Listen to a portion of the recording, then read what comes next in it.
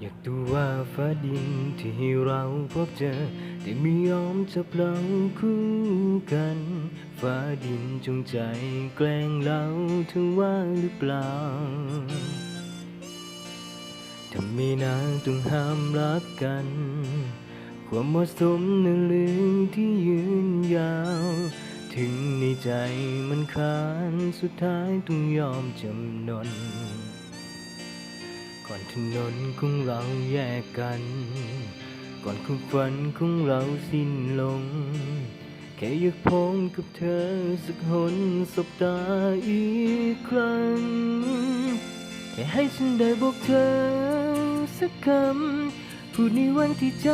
ำต้องจากอยากให้รู้รักเธอมากและจะรักตลอดไปเกิดฉันนี้คือได้พบเธอ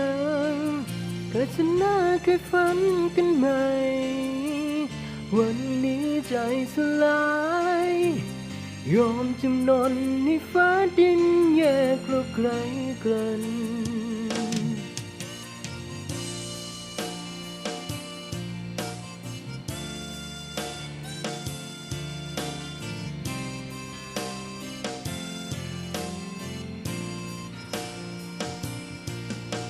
ที่แล้วใช่ไหมฟ้าดินที่ได้เห็นว่าคนต้อยดำมันต้องเจ็บต้องซ้ำต้องน้ำตาตรงโลกใบนี้มีคนมากมายแต่ไม่ต้องเป็นเราสองคนยอมจำนนให้แล้วหวังว่าคงพอใจ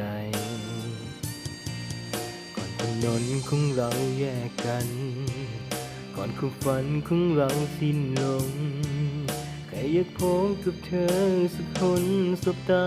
อีกครั้งแค่ให้ฉันได้บอกเธอสักคำพูดในวันที่จำต้องจากอยากให้รู้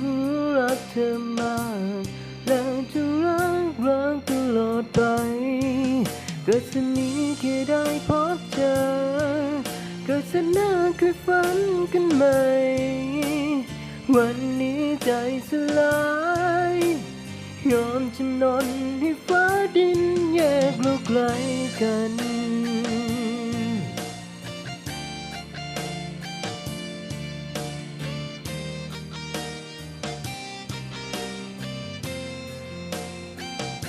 แค่ให้ฉันได้บอกเธอ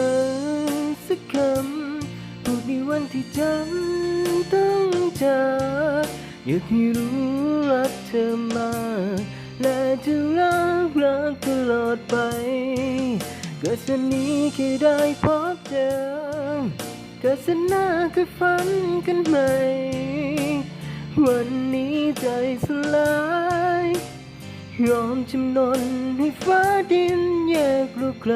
กัน